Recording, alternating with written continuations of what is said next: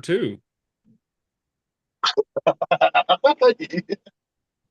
Nothing more enjoyable than talking trash to a 12-year-old. She called me a hunk, said I was old and wrinkly and I had gray hairs. I was like, the gray hairs are caused by you. She's like, you probably deserved it. She called you a bum, you said? An unk, UNC, like uncle. Oh, unk. Unk. Unk just means uncool, not old. Um, God, Different words I know. she doesn't even know her own dumb vernacular. Come on. How can you have brain rot while you're trying to have brain rot? You can't have two negatives. They cancel out. Unless you didn't learn that in algebra. -1 times -1 is +1. So, Algebra, bro. John's just like, oh man, if Eric's connection was better, we would have so much more fun with this. Yeah, absolutely. oh, you guys are coming through clear. Hey, You're put not. Starlink on your truck, dude. Yeah. Do something. Do something about your internet. You guys come through crisp, clear, no problems. Yeah, because I have perfect signal. I'm We're It pretty, sounds in like a you problem. offices. sounds like a you problem, hun. I see just fine. All right. Good morning, Jessica, in your pink mug. Glad to see that you're here. You didn't get scared Okay. away. I almost did. Yesterday after the call, she texted me. She goes, "Damn, now I have to be on tomorrow." Yeah, you do. Yeah, I almost ran for the hills. I mean, that would be a really good cardio workout. Don't recommend it. Well, let's hear some wins, some celebrations, something you're just dang proud of.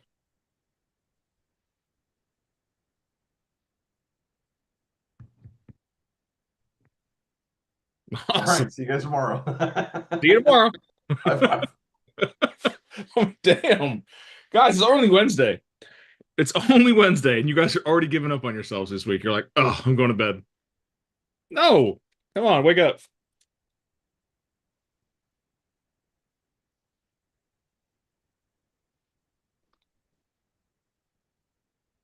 Raise your hand if you took your dog's potty this morning and the puppy went pee outside, ran inside, and pooped. Sounds about right. I'm like, dude, we were just outside.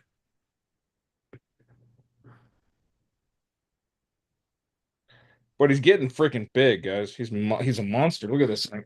Look at this thing. Ugh. Ugh. He's a monster. Say hi, Duck. Adorable. Hi, Duck. Hi, Duck. But he's so cute. He's so cute. Look, Duck, there's another one. It's Daisy. It's Daisy, Duck. Another lab with a D name. D Labs. Daisy Duck. Huh? That's funny. Daisy Duck. There you go. Dumb labs. You guys, Daisy's a big dummy. grandma by the time you're old enough. All right, come on. Bring it up. What are your wins? I'm gonna start fabricating wins. I got one. I got well, two, three, two. All right, share them in Well, sequence. listen to me. All right, so I went to paid some visits to local businesses Okay. and introduced myself and just kind of shared common ground. And one of the places I've been to, this guy's from, he's like, "No way." Started talking about it. He's like, "What do you do?" I said, "I'm in real estate." He's like, "No way. I'm actually looking to buy my next house and I actually buy a piece of commercial property here in town. Can you help me?" I was like, "Yeah, definitely." He's like, "I also want to sell this property. Can you help too?" So it's kind of like a three deal situation. Uh, got my difficult client out of a bad situation with a bad lender, and we are pre-approved for so much more, and they're so happy. And then yesterday I had a showing that turned into a listing appointment. Heck yeah, dude. That's awesome. I think Jim said this a bunch of times, and I think it's so accurate. Visibility is the best ability, Close. or visibility trumps ability, or something like There that. you go. That's what it is. You got to make it politically triggering. There is no replacement for just being in your business, just being out there. When you agree? I love that, dude. All right, other wins for the 4 of you that are on camera and the 56 of you that are not. I was excited that I got my AI to help me out with putting stuff in the MLS. Didn't do exactly like yours does, but it helped me out quite a bit. Good. And all it took was me telling you no. Jason sent me a text. He goes, "Hey, can I have the easy button for the thing that I'm trying to do?" And I said, "No." And then Jason's all, "I'm not going to take no for an answer. I'm going to go do it myself." And it was like, "Oh, that was pretty easy." Don't you hate it when I'm right? Jason's all, "Yeah, I do." The whole time he's known me, he's hated the fact that I was right. But I will say one thing. Have I ever wavered in my convictions towards your abilities to surprise me? No, not once. This man could get M&Ms backwards somehow with his ADHD and dyslexia and pass the real estate test, flying colors, and then is just a phenomenal connector of people. So it doesn't matter how weird your beard is, right, Eric? You're always going to be successful as long as you put yourself in front of people. He didn't catch that. Did you hear that? I love it. What are you scratching at, boy? Can someone go ahead and make it next Tuesday already? I am really tired of being a single dad of 2 dogs and 3 boys and 2 cats. And I'm going to say this now because it's recorded. It's forever lives in infamy in the YouTubes that I miss my wife. And I know that she is the only reason this house runs effectively. And I am not nearly as capable of doing it as she is. We didn't get home until 9 o'clock last night after working on projects that I had to get done. I did not realize that I had the kids out of the house from 2:30 in the afternoon until 9 o'clock. And then we get home. Like, what are we doing for dinner? I'm all, what do you mean dinner? I was just gonna say, but did you feed them? Actually, funny story is I DoorDashed Chick-fil-A to the house because I had to go to another house and finish out some things. So I literally dropped them at the driveway so I didn't have to drive my truck and trailer down the driveway. And then I went to another house to finish out my night and then came back home. But success, here's success for me. Here's my win. I told them, because we were working on one of the rentals, I said, "Hey, before I get home, you better be showered." And believe it or not, 2 of the 3 were wet when I came home. I don't know if that was a successful shower, but they were wet. I'm going to call that a win. I'm going to call that a win. That is a Dan Daddy win. There's And no need for soap anyway, Dan. No big deal. What was that, Max? There's no need for soap. No big deal. It's not like they're teenagers. No, you have this anchored. You got 3 boys yourself. Craziness. It's Great. crazy how you can send them to camp for a week and the suitcase I don't think even is opened.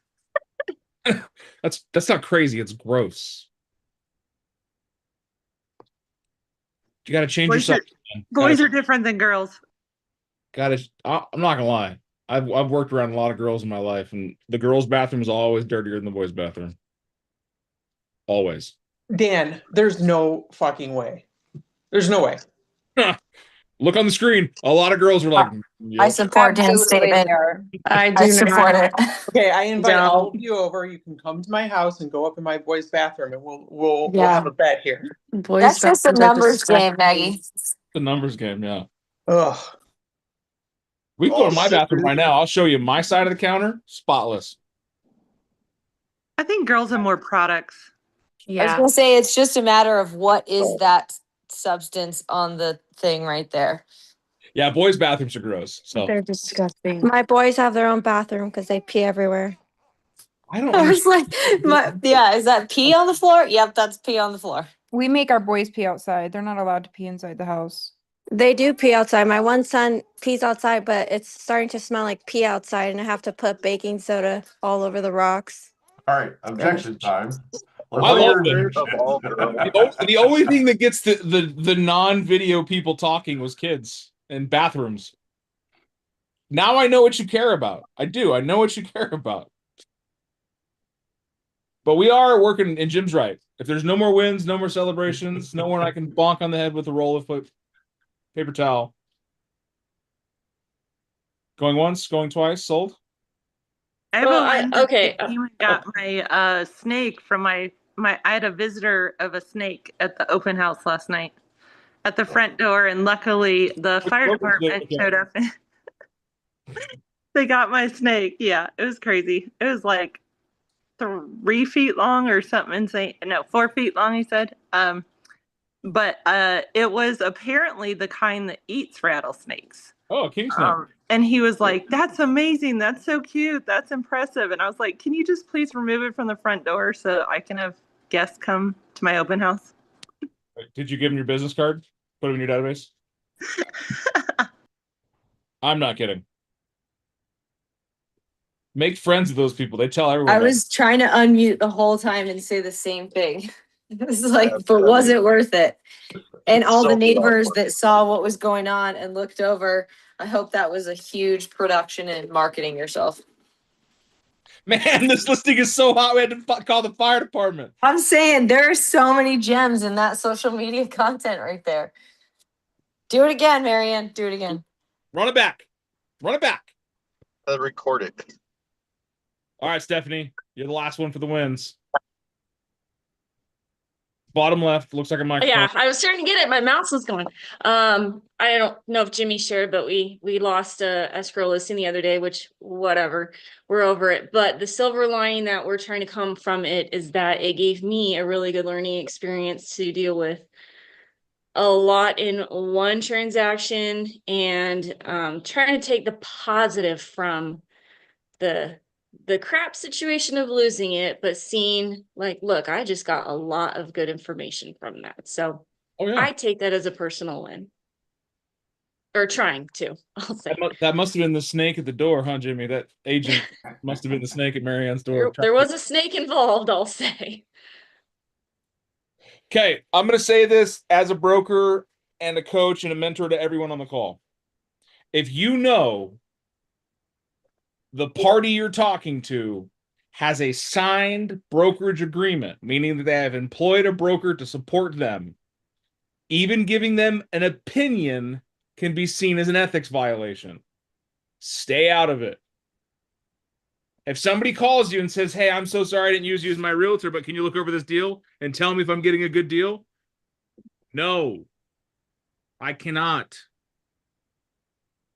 Or if you've been a realtor for 48 years and you haven't done a deal in the last 20, don't give advice on contracts. Oh, yeah. I think this conversation, Jimmy, do you mind bringing this in? I think that's a great point go for to it. talk about for objection handling. So actually happened. So here's the scenario. You've got a buyer who has a friend who's a realtor. That friend said, "Oh my God, they're charging you 3% for your buyer broker compensation? I would never charge that much." Your buyer comes back to you and says, "I want to cancel my contract." How do you handle it?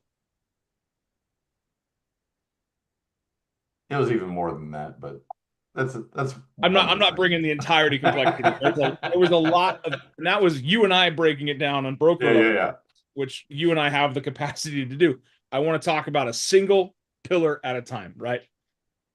You know the story because your client said, "Hey, I talked to my friend. She's a realtor. She said you're charging me too much. I'm going to cancel my contract."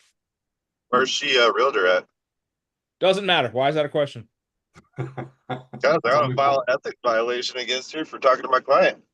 We For can't. giving my I talked advice to the to my broker about that. behind client. Is that going to get you anywhere with the buyer? No. No, that's petty. Petty energy gets you nowhere, right? It just runs you in circles. That's why Richard Petty just took left turns. Remember when we talked about we were going to ask the seller to offset that Yep. amount for you? Yeah. I want you to be worrying on what furniture you're gonna get. That commission is gonna be paid for by the seller, and I'm gonna make sure that I'm gonna take care of that. You don't have to worry about that. Hopefully. Hopefully. I wouldn't even guarantee that. In my bar consultations, I don't guarantee that. I give No, them I don't options. guarantee it. I say this is what we're gonna do. It's my job to negotiate for as much of this to get covered as possible. Whatever they don't cover is part of your overall closing costs, and we'll look at the whole big picture and decide if this is the right home for you or if we're gonna keep looking. If I save you 50,000, would you be willing to pay me 10 of that? That's actually not bad. Yeah, so explaining, did they explain in that situation about the SCA and that whole process? So I explained in great detail. I'd actually love to share with you guys the emails, but I broke everything. She's older, and wanted everything in English wasn't the first language. Broke everything down in very, very, very layman's terms. Everything from what the offer meant, what the counter offers meant, what the inspections meant, what as is meant, what the compensation meant, how to get the compensation covered, all the different options doing that. Like broke down the buyer broker agreement in simple layman term, plain English. Thank you, AI, for helping with that. Clearly explained it, so much so that when we got the offer accepted, she wanted to fly me and Stephanie to a remote location for vacation. I'm being vague just because this is recorded, but so she said, you've 120% earned my trust and blah, blah, blah. I'm so happy we met, blah, blah, blah, blah, blah. Until the the former best friend, ex-realtor or former realtor brokers, whatever, got involved and started bragging about their 35 years in the business and blah, blah, blah, blah, blah. I'm charging too much.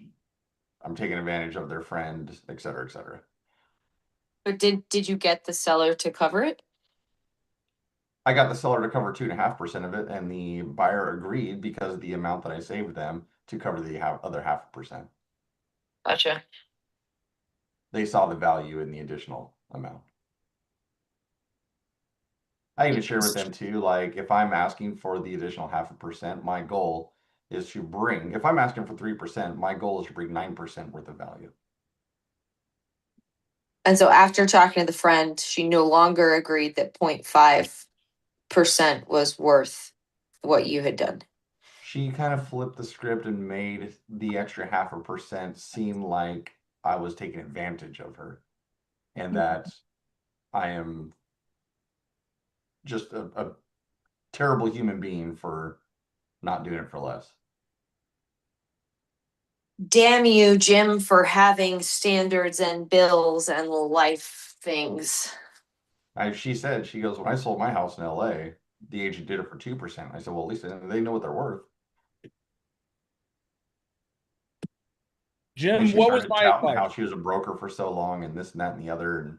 And she goes, but I know in the last 2 years, something changed with the buyers and the sellers. And I don't really know what that is. I'm like, well, then maybe you shouldn't be giving advice. Yeah. Something changed. That's crazy. She's a broker. A broker. Jim, what was my advice? I don't know if we want to air that.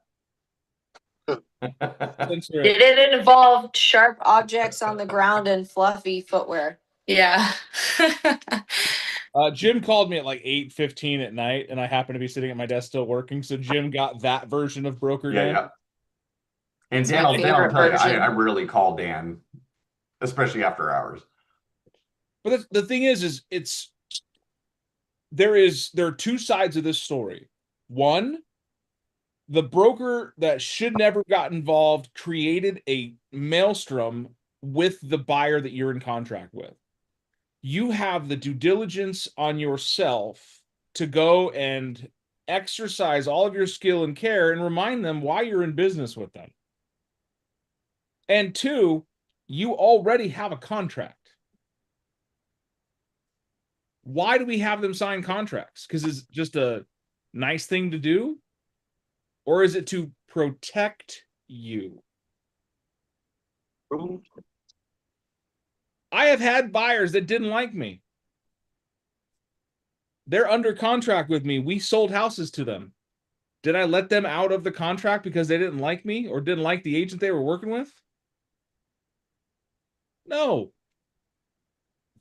My agent has done, and I say me because I'm speaking the entire brokerage that I've had these phone calls on. I've never had a buyer not like me. Let's be honest. That's a lie. I've totally had buyers that don't like me, and I'm okay with that. But the thing is they have a contract, and I'm sorry that you don't feel like the agent is protecting you, or they're overcharging you, or whatever factor of someone third party to that deal should have never said to you. Because when you signed the contract, were you happy with them?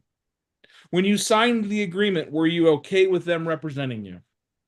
Go back 6 weeks ago when they were working on this and they drove you around to 200 different houses. At what point in the interaction did they tell you or show you something that made you not want to work with them? It's only now, months later, when someone who's not party to the contract tells you something that is completely out of the normal element of business, that you have an issue. Help me understand how that makes sense. I am here to protect your best interests, and in doing so, I have to protect you from yourself. I told Jim, you have a contract.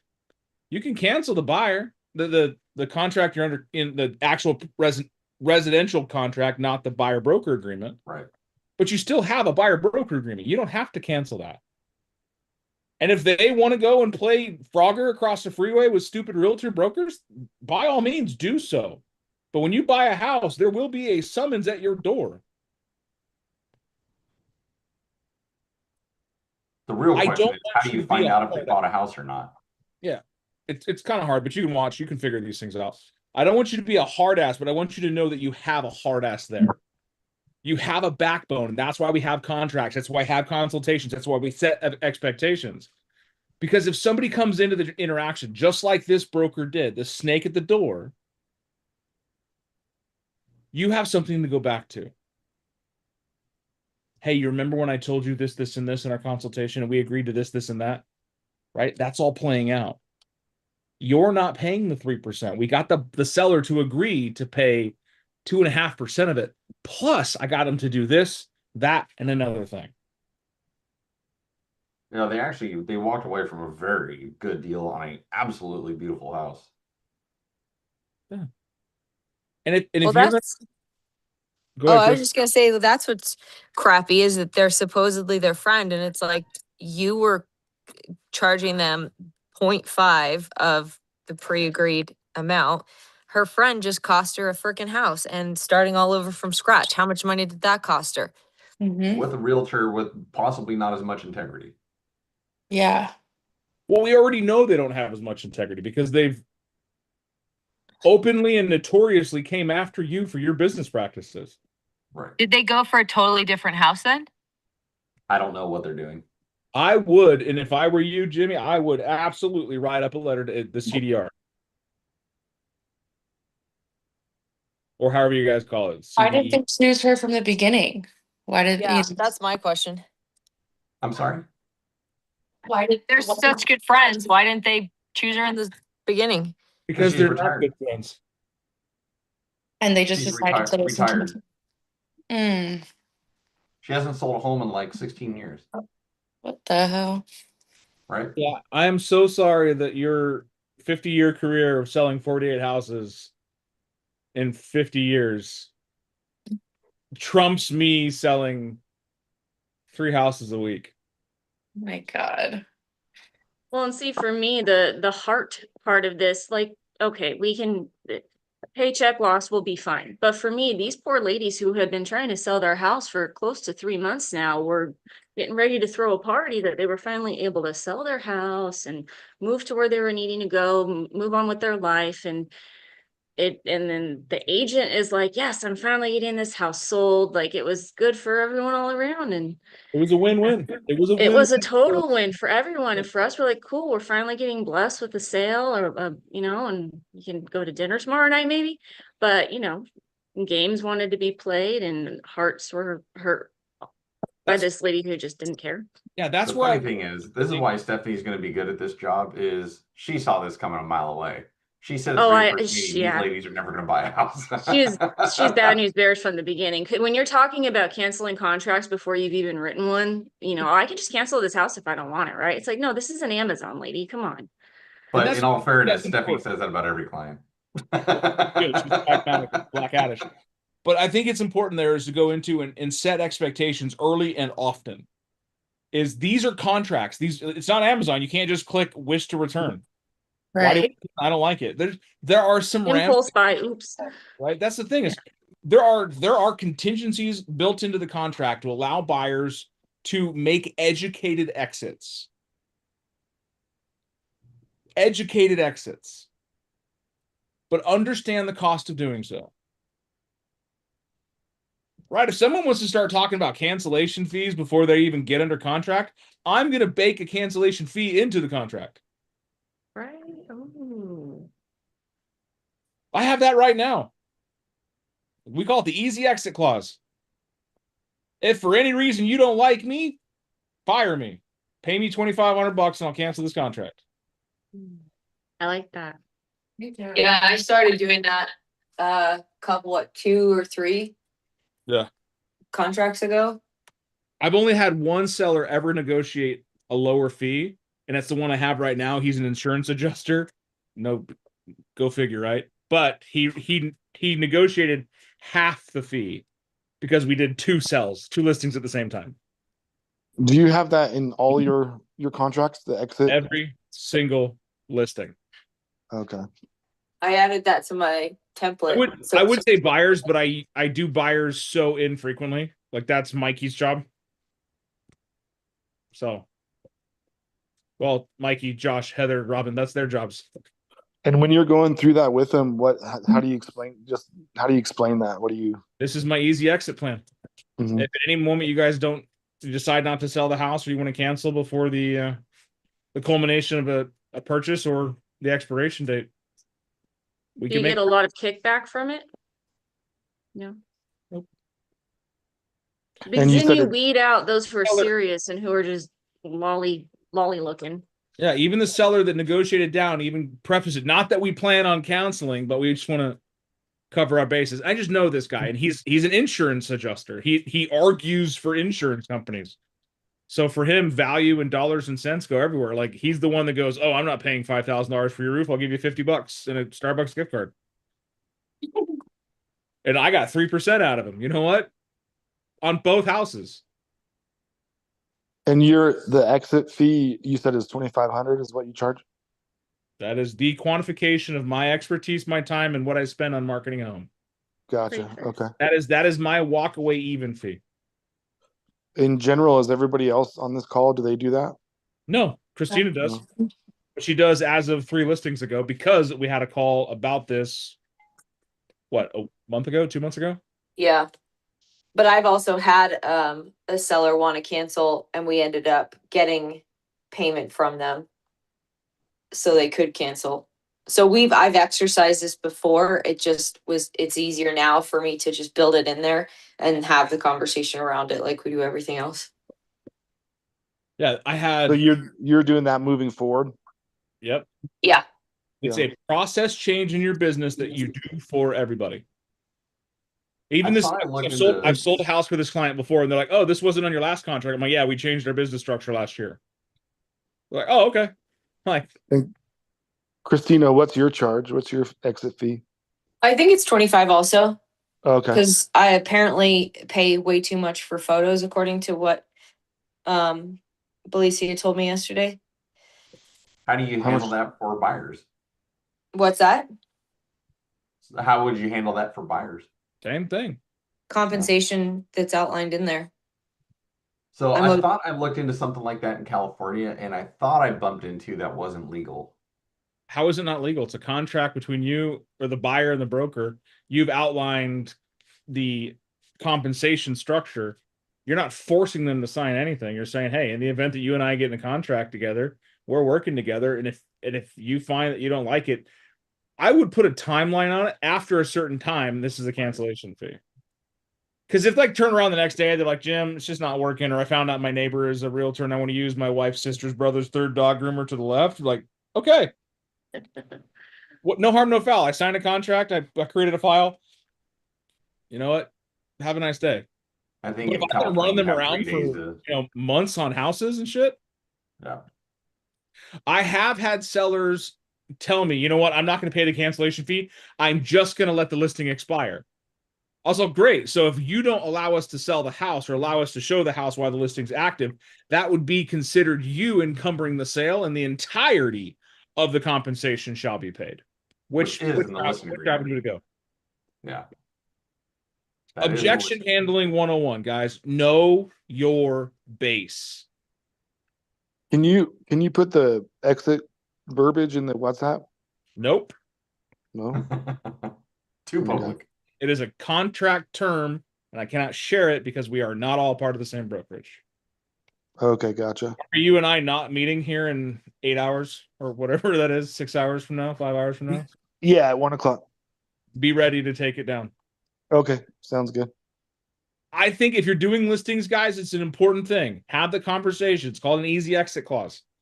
Kristen Cole does it. She has a whole paper. It's an addendum on her listing. It says, here's the easy exit. This is what you do. Right? Would you guys stop? Again, I think it comes back to this mindset around that a lot. We talked about this on Monday on the open house class, that they mentioned, I don't want to feel salesy, or I don't want to feel like this. It's like, either get over it or get out of the business, truth be told, because like that's exactly what this is. This is a business. Every other professional service has like a fee or whatever retainer. Everyone give me your ears, right? Everyone give me your ears. You ready? Give me your ears. You're in sales. You need to sound salesy. Oh, fuck. I don't want to sound salesy. Then go work at McDonald's. You're in sales. But I don't want to be salesy. Then retire. You know what? McDonald's is going to have you sell too. They're going to have minimum expectations of upsells. Every restaurant you work in, you better sell this many extra freaking onion blooms or whatever the hell, or it's your ass. Hey, you guys want our new freaking onion blooms? They're like, yeah, that's great. TGI Fridays for the win. I want an onion bloom. Would you like to try one of our new double quarter pounder Western bacon cheeseburgers today? Can I interest And you? your guys' McDonald's still go to that effort, or just you pull up and they're like, "Are you using your app today? Thank you, pull forward." I actually prefer that. I don't want to talk to you. I have the app for a reason. The app doesn't fuck up my order. You do. So, all right. That's true. Guys, thank you so much for being a part of that. Objections, know your base. Know you got a backbone. Work through it. Ask questions. And then identify, right? Is this something I want to fight for, or is it going to be a headache long term? Sometimes it's better to cut the cancer now than let it to grow and become a whole different thing at the end. There is a little nugget in the chat for you guys. I put it in there because I don't want to talk about it on the YouTube. That was the layman's terms of the buyer broker compensation conversation.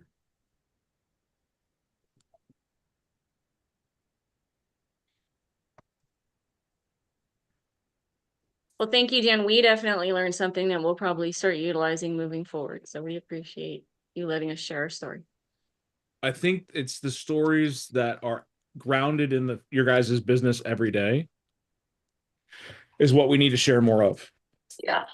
Right. This is the thing, is you guys are going to learn from one another more than you'll ever learn by figuring it out yourself. So lean in.